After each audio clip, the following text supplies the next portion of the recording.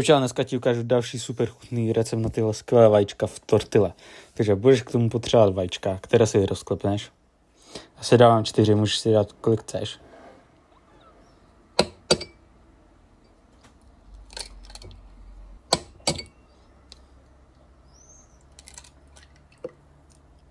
Tak můžeš si to ještě osolit a opepřit. A zamícháš to.